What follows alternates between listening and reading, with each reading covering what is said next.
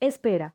Ella era astrofísica y entró al cobertizo sabiendo que si la descubrían perdería todo, incluso su nombre. Elisa Rowan cerró la puerta de madera con la palma manchada de aceite del telescopio y el olor a tinta fresca le golpeó como una marea. Afuera Kensington respiraba carbón y gas, adentro el aire olía a latón, polvo de tiza y madera húmeda. Nadie debía saber que una mujer había trazado órbitas en la penumbra de un granero, ni que aquella noche esperaba confirmar lo que su mentor le dejó en un sobre amarillo, un patrón en las estrellas que nadie en la Royal Observatory quería entender. Había más que ciencia en juego, había justicia. Había en la sombra una promesa de venganza contra quienes habían robado voces. Elisa era astrofísica autodidacta. Sus manos sabían de engranes y tornillos como de letras, su ropa olía a lana áspera y aceite, no a encajes. Por el ventanuco, la luz del farol tallaba formas en la cobblestone mojada. Afuera, el carruaje de Lord Thorne, su mecenas, había dejado huellas. Lord Sebastian Thorne la había contratado como instructora de su sobrino, una tapadera,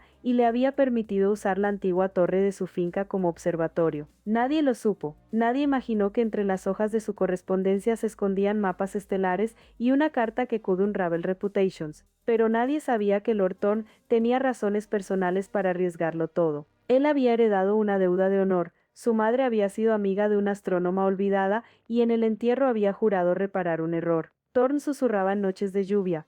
Tus cálculos salvarán hombres de la niebla en el mar. Y ella sonreía con las yemas de los dedos aún negras de carbón. De repente la primera grieta apareció. Un inspector municipal, con botas que resonaban sobre las losas y un pañuelo impregnado de alquitrán, preguntó por permisos de obra. La finca debía parecer un capricho rural, un juego de piedra falsa, no un observatorio. Elisa sintió la sangre helarse cuando vio el perfil del funcionario a través del vitral empañado. ¿Y ese tubo, señor?, preguntó, señalando el ocular que asomaba como un ojo de bronce. Es una veleta, mintió Thorne, con la voz como terciopelo. ¿Una veleta que apunta a Sirio?, replicó el hombre, y rió con la sequedad de un periódico. Eso no fue todo. El rumor comenzó a danzar como una polilla alrededor de la lámpara. Vecinas con guantes de seda hablaron de luces nocturnas. Un puño de cartas anónimas llegó al despacho de Thorne, con tinta roja y amenazas veladas. Nadie sabía que en la sombra existía otra voz que escuchaba cada cálculo. El viejo rival de la Royal Observatory, el profesor Hargreaves, oliendo a tabaco y pergamino, había empezado a sospechar. Hargreaves había sido el que una vez robó una página de cuaderno de la amiga de la madre de Thorne y la presentó como su hallazgo. Hargreaves enviaba mensajes cifrados, invitaciones a conferencias y en el reverso de una de ellas apareció la caligrafía de Lisa. Un aprendiz, Thomas, con las manos siempre húmedas de limpiar prismas, la reconoció aquella noche subiendo por la escalera de mano. ¿Qué haces aquí, señorita Rowan?, murmuró, el crujir de la escalera se volvió una sentencia. Ella no podía parpadear. Cálculos, contestó con voz corta. Solo cálculos. Entonces las amenazas tomaron forma. Un periódico de la ciudad, la Gazette, publicó insinuaciones sobre una mujer que manipulaba instrumentos prohibidos en la finca de un noble. La iglesia murmuró sobre herejía científica. El padre de Lisa, hombre de leyes y honor, recibió un doblón en la mesa. Si su nombre aparecía en solapa de periódico, lo desheredarían. Si su trabajo llegaba a manos de la Royal Observatory sin pruebas, se lo arrebatarían como lo habían hecho con tantas mujeres, atribuido a un caballero con diplomas, no a una joven con manos negras. ¿Qué harías tú en su lugar? ¿Vendes tu pericia para vivir con un apellido intacto, o gritas la verdad y pierdes todo? Pero espera, la vida rara vez ofrece solo dos caminos claros. Thorne recibió una carta más peligrosa.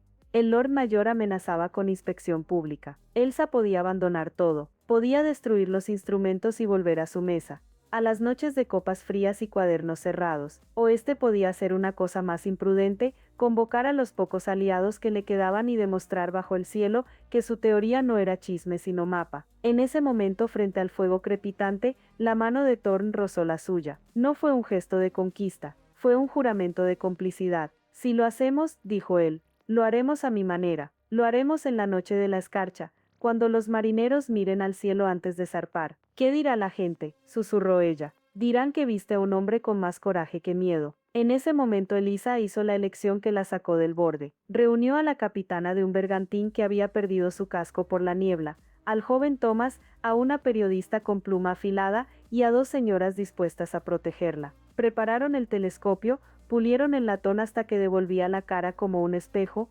untaron aceite en los engranajes y pintaron la torre con un falso viejo. La noche se llenó de aromas, cera de vela, salitre lejano, madera mojada. Un chico asomó su cabeza y contó que el carruaje del inspector había amanecido en la Alameda, pero ya era tarde para retroceder. Lo que hice después cambió todo, pensó Elisa. Lo que pasó después, nadie se lo esperaba. Lo que hizo después fue organizar una observación pública, pero no una reunión de la alta sociedad, una vigilia de aquellos que dependían del mar y del cielo, marineros, cartógrafos, una maestra que quería enseñar a niñas sobre constelaciones, un impresor con tinta en las uñas. Los invitados fueron instruidos a llegar en silencio, con capas y bufandas. La torre tembló con pasos descalzos. La noche estaba tan clara que las farolas de la villa parecían manchas de aceite en la distancia. Cuando Elisa apuntó el ocular, el universo se abrió como un pergamino antiguo. Allí, entre las estrellas familiares, había una danza que no encajaba en los libros, una pequeña brillante anomalía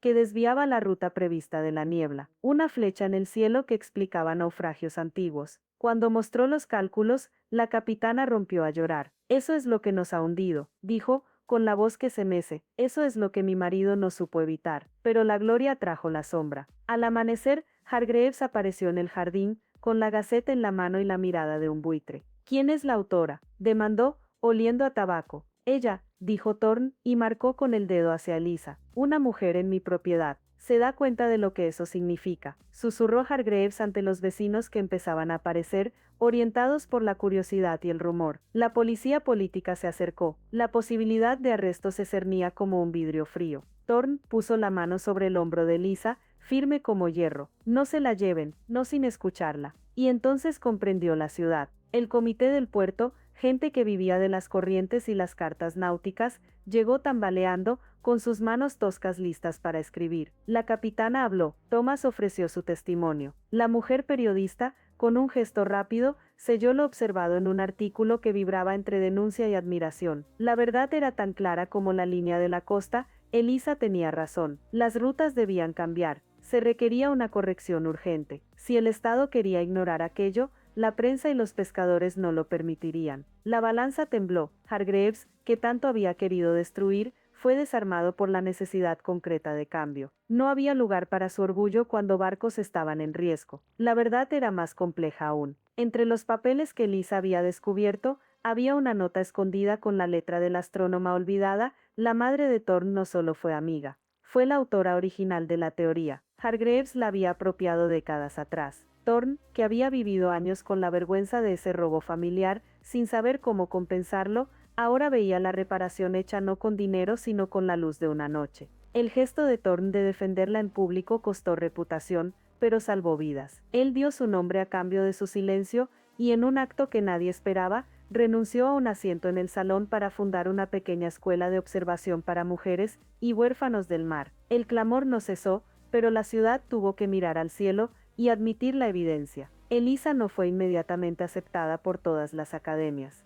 Algunos aún aullaban que una mujer no debía sostener un micrófono. Aún así, la capitana firmó cartas, los marineros cambiaron sus cartas náuticas, y la Gazette publicó 2 páginas con sus tablas. Una placa simple fuera de la torre leyó: observatorio fundado por Lord Sebastian Thorne y la señorita Elisa Rowan. No era la Royal Observatory. Era mejor, era un lugar donde la curiosidad no debía pedir permiso. Meses después, cuando la niebla volvió a tragarse un barco en la bahía, los marineros no murieron. Uno regresó a la costa y contó la historia de una mujer que miró al cielo y dijo la verdad. La ciudad la compartió como un rumor que se convirtió en leyenda. La observación secreta dejó de ser secreta, y Elisa, con las manos aún manchadas, presentó su trabajo en un salón repleto, donde la risa fue menos áspera y la ovación, aunque tímida, fue verdadera. Si esta historia te conmovió, déjame un orto en los comentarios. Y si quieres conocer más historias que revelen a las mujeres olvidadas por la historia y secretos bajo la luz de gas, suscríbete porque la próxima historia te llevará a una biblioteca, donde un manuscrito prohibido cambia el destino de una nación.